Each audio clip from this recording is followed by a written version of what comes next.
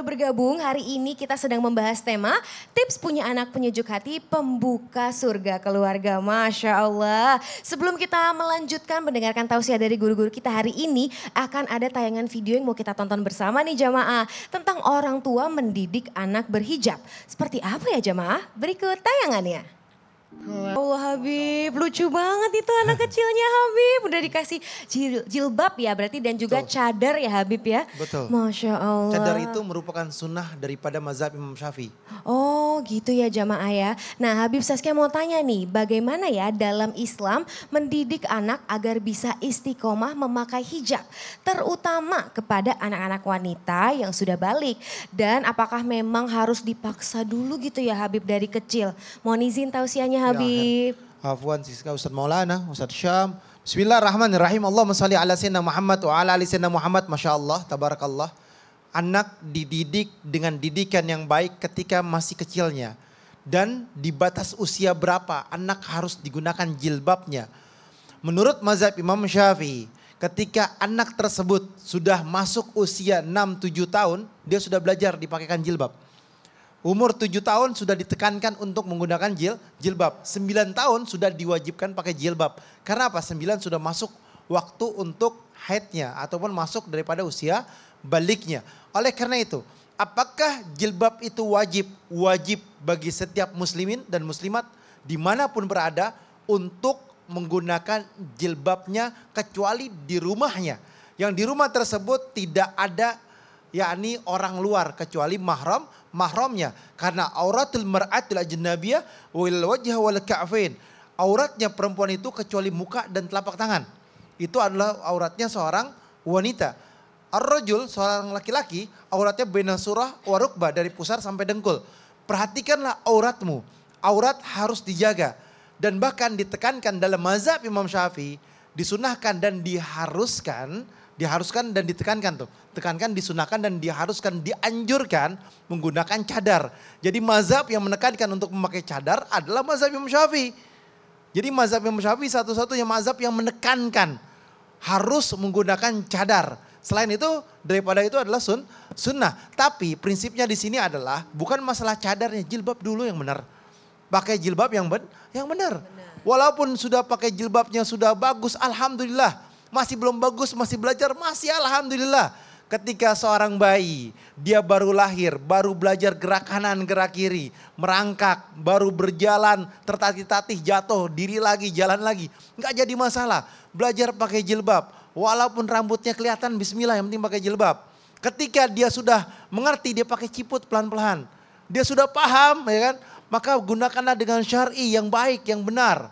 Yang baik, yang benar sesuai dengan syariat agama yang baik. Maka inilah baru kamil, baru sempurna. Ketika dia menutupnya dengan cara yang baik, dengan cara yang ma'ruf, tidak menonjolkan bagian tubuhnya. Itu sesuai dengan syariat.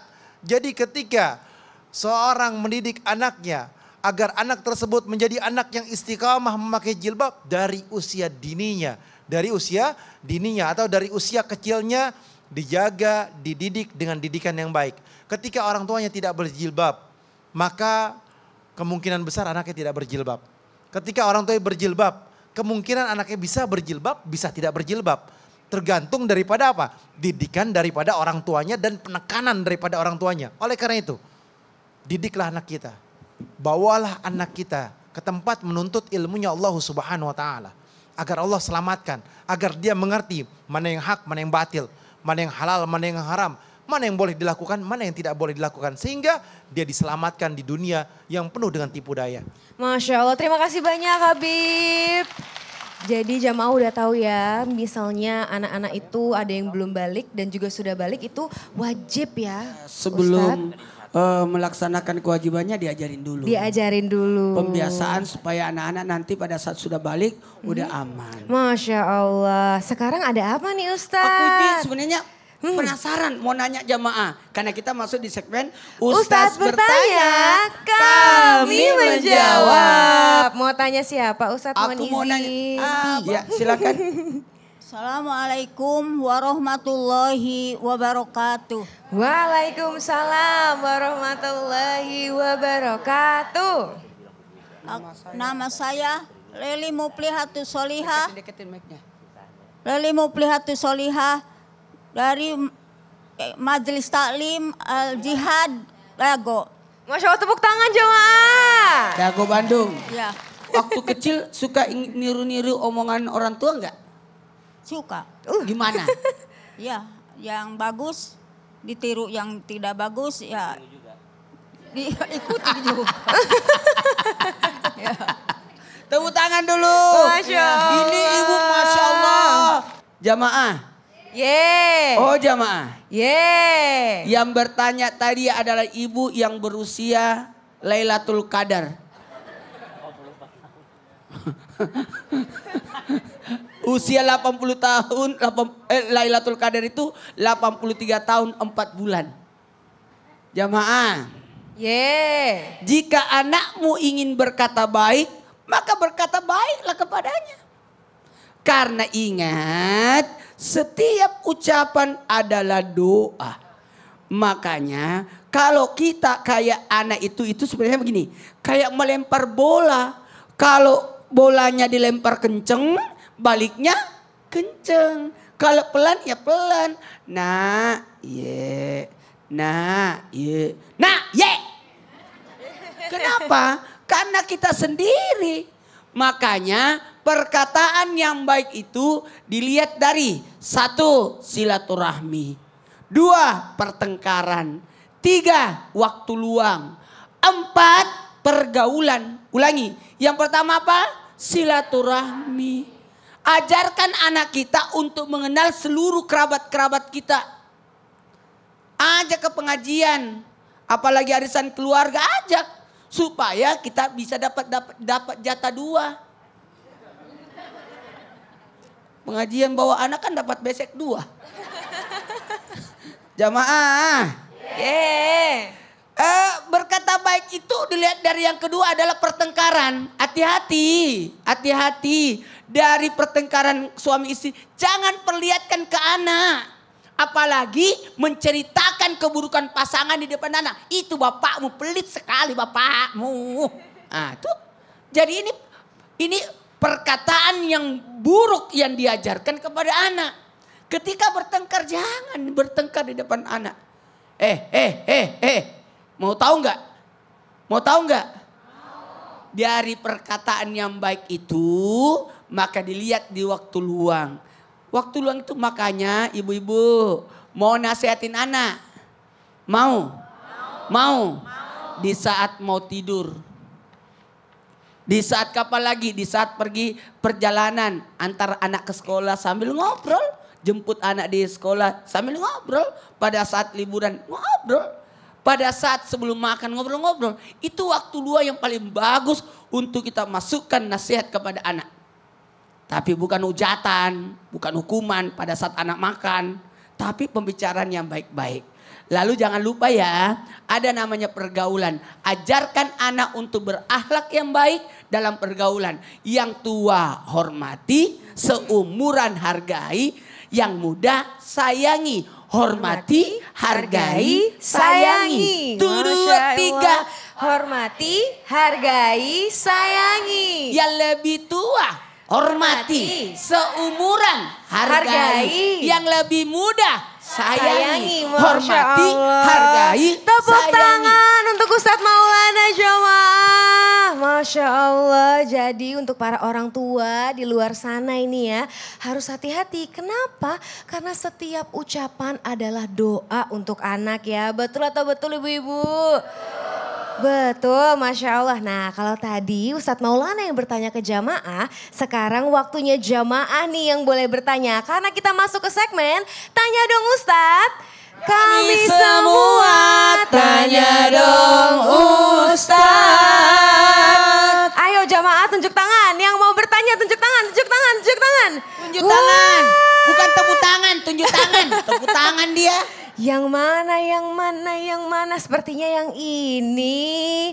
Assalamualaikum warahmatullahi wabarakatuh. Waalaikumsalam warahmatullahi wabarakatuh. Perkenalkan, nama saya Eli Herliati dari Majelis Taklim Al-Jihad Bandung. Masya Allah, tepuk tangan. Wah. Mau tanya Don Ustadz? Iya Saya dong. mau tanya ke Pak Ustadz Syam, bolehkah? Mohon izin Ustadz Syam. Siap Ibu. Wah. Mangga. Ibu Eli. Iya Pak Ustadz, saya mau tanya. Gini Ustadz, kita sebagai orang tua tentu menginginkan anak itu dimudahkan segala urusannya. Terus nurut sama orang tua juga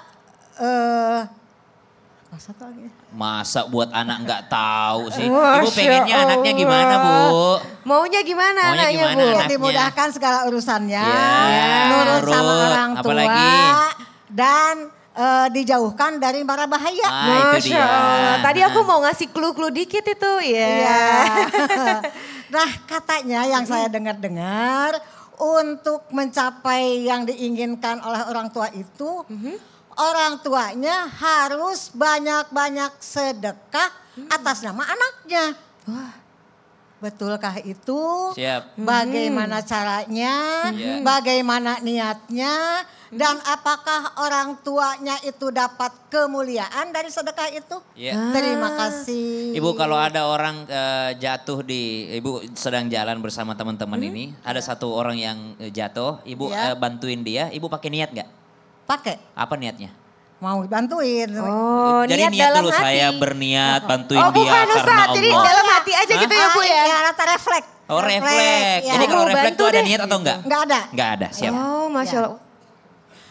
Terima kasih. Assalamualaikum warahmatullahi wabarakatuh. Waalaikumsalam warahmatullahi wabarakatuh. wabarakatuh. Akan menceritakan sebuah kisah tentang orang tua yang rajin bersedekah yang akhirnya melahirkan anak-anak yang soleh dan soleha. Kisah itu terdapat dalam surah Az-Zariyat dimulai dari ayat 24. A'udzu billahi minasyaitonir rajim. هل أتاك حديث ضيف إبراهيم المكرمين إذ دخلوا عليه فقالوا سلاما قال سلام قوم منكرون. Ada orang hobinya bersedekah melayani tamu. Siapa dia? Belum sampaikah kepadamu kisah tentang seorang nabi yaitu Nabi Ibrahim melayani tamunya. إذ دخلوا عليه فقالوا سلاما قال سلام قوم منكرون. Selamat datang wahai orang yang tidak dikenal. Ada hikmahnya di sini. Kadangkala kita servis tamu kalau tamunya dikenal. Oh, Nabi Ibrahim hebatnya, dia servis orang yang tidak dikenal. Dikenal dimuliakan, tidak dikenal pun dimuliakan. Sehingga kata ulama, siapa yang melayani tamu yang dia kenal, bagaikan melayani Rasulullah. Karena Rasulullah hobi melayani tamu. Tapi siapa yang melayani tamu yang tidak dia kenal, maka bagaikan melayani Allah. Wah, jadi hobilah bersedekah kepada tamu. Subhanallah. Kemudian disambung ayatnya. إِذْ دَخَلُوا عَلَيْهِ فَقَالُوا سَلَامًا قَالَ سَلَامٌ قَوْمٌ مُنْكَرُونَ فَرَاغَ إِلَى أَهْلِهِ فَجَاءَ بِعِجْلٍ سَمِينٍ. Ketika tamunya sudah duduk di dalam rumah, Nabi Ibrahim diam-diam datang kepada keluarganya. Tiba-tiba keluar membawa sapi yang gemuk. Sapi yang sudah dipanggang, bukan sapi mentah. Sapi yang sudah dipanggang, dihidangkan kepada tamunya. Diam-diam datang ke keluarganya. Bukan berteriak-teriak. Wahai ibu, ada tamu nih. Masih ada makanan gak? Kasihan tamunya lapar. Menyinggung perasaan tamu. Subhanallah, maka bersedekah pun ada akhlaknya. Bersedekah jangan nyakitin hati orang. Hati-hati Bu, ini ditanyakan tadi, apa niatnya? Nggak pakai niat. Nggak pakai niat, subhanallah. Maksudnya kalau orang udah rajin sedekah itu otomatis pasti ada keturunannya nanti soleh. Masya Allah, terima kasih banyak Oh, Ustadz siap. Syam. Tepuk tangan dong jemaah untuk Ustadz Syam. Jadi ya jamaah, kalau misalnya mau bersedekah untuk anak, kayaknya nggak perlu pakai niat ini aku sedekahkan untuk anak. Karena secara tidak sadar atau unconsciously, Allah itu akan menurunkan keturunan yang soleh dan soleh juga. Insya Allah, Masya Allah. Nah jamaah, jangan kemana-mana ya. Setelah yang satu ini kita akan kembali lagi. Masih di tema kita, tips punya anak penyejuk hati, pembuka surga keluarga. Jadi tetap di Islam itu indah, jamaah, alhamdulillah.